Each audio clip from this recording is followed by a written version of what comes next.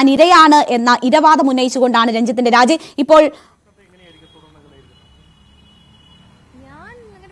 ഇപ്പോൾ സിദ്ദീഖിനെതിരെ ആരോപണം ഉന്നയിച്ച നടി മാധ്യമങ്ങളെ കാണും. ഞാൻ പറഞ്ഞില്ലേ, നിയമപരമായി നിയമപരമായിട്ട് ഞാനിപ്പം എനിക്കത് അറിയില്ല. എനിക്ക് വേണം, എനിക്ക് ഒരു കൈൻഡ് ഓഫ് സെക്യൂരിറ്റി ഫീൽ ചെയ്യണം.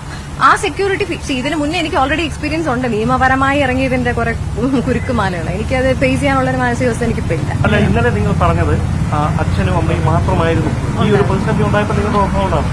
മറ്റാരുടെയെങ്കിലും സഹായം നിങ്ങൾ തേടിയിരുന്നു? ഉത്തരവാദിത്തപ്പെട്ട സ്ഥാനത്ത് പോലീസ് ഉദ്യോഗസ്ഥരുടെയോ സർക്കാർ തലത്തിലോ അല്ലെങ്കിൽ ഈ വനിതാ കമ്മീഷന്റെയോ അങ്ങനെ ഏതെങ്കിലും തരത്തിൽ നിങ്ങളൊരു സഹായം ആവശ്യപ്പെട്ട് ചെന്നിരുന്നു? ഈ സിദ്ദിഖുമായിട്ട് ബന്ധപ്പെട്ട് ഞാൻ ഒരിടത്തും കംപ്ലൈന്റ് രജിസ്റ്റർ ചെയ്തിട്ടില്ല. ഞാൻ ചില വ്യക്തികളുമായിട്ട്, അതായത് കുറച്ച് പേരുകൾ ഞാൻ പുറത്ത് വിട്ടപ്പോൾ ചില വ്യക്തികളുമായിട്ട് ഓൾറെഡി എനിക്ക് ഇങ്ങോട്ട് കുറച്ച് ഡിഫമേഷൻ കേസിലൊക്കെ വന്നുകൊണ്ട് ഡിഫെൻഡ് ചെയ്യാൻ വേണ്ടിയും അല്ലാതെയൊക്കെ തന്നെ ഞാൻ അങ്ങോട്ട് കേസ് കൊടുത്ത വിഷയങ്ങളൊക്കെ ഉണ്ട്. അപ്പം അതുമായിട്ട് ബന്ധപ്പെട്ടൊന്നും എനിക്കങ്ങനെ പോലീസിന്റെ ഭാഗത്ത് നിന്നോ അല്ലെങ്കിൽ അത് മൂവ് ചെയ്ത് ഓരോ സ്റ്റെപ്പിൽ നിന്നോ എനിക്ക് ഭയങ്കരമായിട്ട് ഇറങ്ങരുത് എന്നുള്ള രീതിയാണ് എനിക്ക് ഫീൽ ചെയ്തത്. അതായത് എനിക്ക് ഫോളോ അപ്പ് പോലും എനിക്ക് പ്രോപ്പറായിട്ട് ചെയ്യാൻ പറ്റുന്നില്ല. ഫോളോ അപ്പ് ചെയ്യുമ്പോൾ പോലും നോബഡി ഈസ് ഹെൽപ്പിംഗ് മീ. അല്ല, ഈ ഹെൽപ്പ് അല്ലാണ്ട് നിങ്ങളെ സമ്മർദ്ദം ചെലുത്തി ഈ പരാതിയിൽ നിന്ന് പിന്നോട്ട് വലിക്കാനുള്ള ഏതെങ്കിലും അങ്ങനെ ആ സമയത്ത് കുറച്ച് ഭീഷണി കോളിൽ ഞാൻ റിവീൽ ചെയ്ത സമയത്ത് പോസ്റ്റ് റിമൂവ് ചെയ്യണം എന്നൊക്കെ പറഞ്ഞിട്ടുള്ള വിഷയങ്ങളും അങ്ങനെയൊക്കെയാണ് ഉണ്ടായത്.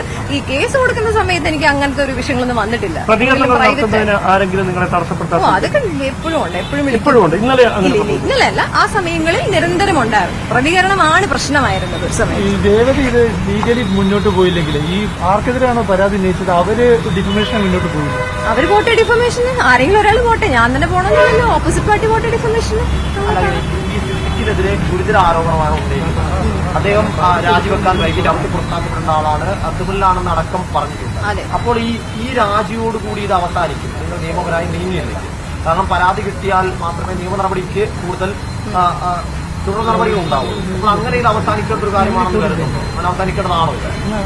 ഇല്ല എന്ന് കരുതുമ്പോഴും നമുക്ക് കുറെ ഫാക്ടേഴ്സ് നോക്കാതിരിക്കാൻ പറ്റില്ലല്ലോ. കാര്യം ഇപ്പൊ ഇതൊക്കെ എല്ലാവരും പറയും, പക്ഷെ ഞാൻ മാത്രമേ ഉള്ളൂ. എനിക്ക് കാര്യങ്ങളും മറ്റു വിഷയങ്ങളും എനിക്ക് റൺ ചെയ്യണമെങ്കിൽ ഞാൻ എന്റെ മറ്റു ഫാക്ടേഴ്സ് ഒക്കെ നോക്കേണ്ടിയുണ്ട്. അപ്പൊ അവിടെ ഈ ലീഗൽ വിഷയങ്ങളും മറ്റുള്ള ഇതിലൊക്കെ ഞാൻ ഇറങ്ങാൻ തയ്യാറാണോ എന്നുള്ളത് എനിക്ക് തന്നെ ആലോചിക്കേണ്ട കേസും ഫാമിലിയായിട്ട് ഇരുന്ന് സെറ്റ് ചെയ്യേണ്ട കാര്യങ്ങളും ഒക്കെയാണ്. അപ്പം തീർച്ചയായിട്ടും ഇയാളെ പോലുള്ള ആളുകളൊക്കെ ശിക്ഷ അനുഭവിക്കണമെന്ന് ആഗ്രഹിക്കുന്നുണ്ട്. പക്ഷെ അതില് ഒരാൾ മാത്രമല്ല, അതിനൊരു മൾട്ടിപ്പിൾ അപ്രോച്ച് വേണം എന്നും കൂടെ ഞാൻ ആഗ്രഹിക്കുന്നുണ്ട്. അതൊരു ബഹുജനമായ അപ്രോച്ച് അതിന് വേണം. അതിൽ ഒരാൾ മാത്രമല്ല, അതിൽ കുറെ ഫാക്ടേഴ്സ് ഉള്ളത്. ആ ഫാക്ടേഴ്സ് ഒരുമിച്ച് വരുമ്പോഴേ ഈ പ്രോസസ്സ് കൃത്യമായി ഇംപ്ലിമെന്റ് ആവുള്ളൂ. അല്ല ഒരാൾ മാത്രം കൊണ്ടൊന്നും ചെയ്യാൻ പറ്റില്ല.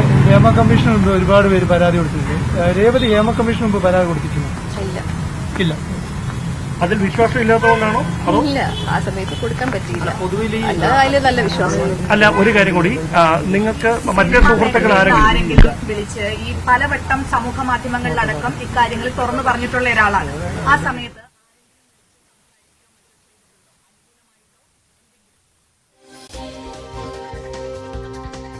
സിദ്ദീഖിനെതിരെ ആരോപണം ഉന്നയിച്ച നടിയാണ് കൂടുതൽ കാര്യങ്ങൾ സംസാരിക്കുന്നത്.